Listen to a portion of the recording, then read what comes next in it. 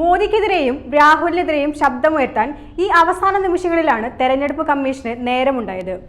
ആദ്യഘട്ടം മുതൽ ഇങ്ങോട്ട് ബി.ജെ.പി. നേതാക്കളും കോൺഗ്രസ് നേതാക്കളും തമ്മിൽ എത്രയോ വിദ്വേഷ പ്രചരണങ്ങൾ നടത്തി.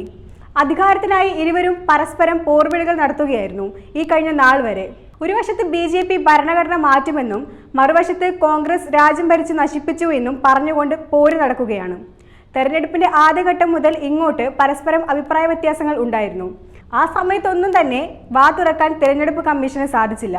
എന്നാൽ ഈ സമയത്ത് തെരഞ്ഞെടുപ്പ് കമ്മീഷൻ ഇത്തരത്തിലൊരു പ്രസ്താവന ഇറക്കിയതിന്റെ ലക്ഷ്യം എന്തായിരിക്കും? ഇങ്ങനെയൊരു നിർദ്ദേശം നൽകിയതിൽ അവസാന ഘട്ടത്തിലെ വോട്ടിംഗ് ശതമാനത്തിൽ വലിയ തരത്തിലുള്ള മാറ്റങ്ങൾ വരുത്താൻ ഇലക്ഷൻ കമ്മീഷന് സാധിക്കും. ഇനിയുള്ള തെരഞ്ഞെടുപ്പ് പ്രചാരണങ്ങളിൽ ജാതി മതം മുതലായ വിഷയങ്ങളിൽ വലിയ തരത്തിലുള്ള പ്രചരണങ്ങൾ ഉണ്ടാവുകയില്ല. അതിനാൽ തന്നെ മതപ്രേരിതമായിട്ടുള്ള വാഗ്ദാനങ്ങൾ നടത്താൻ ഇനി ബി.ജെ.പിക്ക് സാധിക്കുകയില്ല.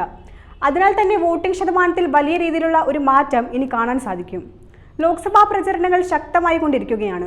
ഇതിനിടയിൽ വോട്ട് ബാങ്കിന് വേണ്ടി ഇരു പാർട്ടികളും പരസ്പരം വിദ്വേഷ പ്രചരണങ്ങൾ നടത്തുകയാണ്. അതിനാൽ തന്നെ സമൂഹത്തെ ഭിന്നിപ്പിക്കുന്ന തരത്തിലുള്ള പ്രസ്താവനകളും പ്രസംഗങ്ങളും അവസാനിപ്പിക്കണമെന്നാണ് തെരഞ്ഞെടുപ്പ് കമ്മീഷൻ ബി.ജെ.പിയോട് പറഞ്ഞിരിക്കുന്നത്.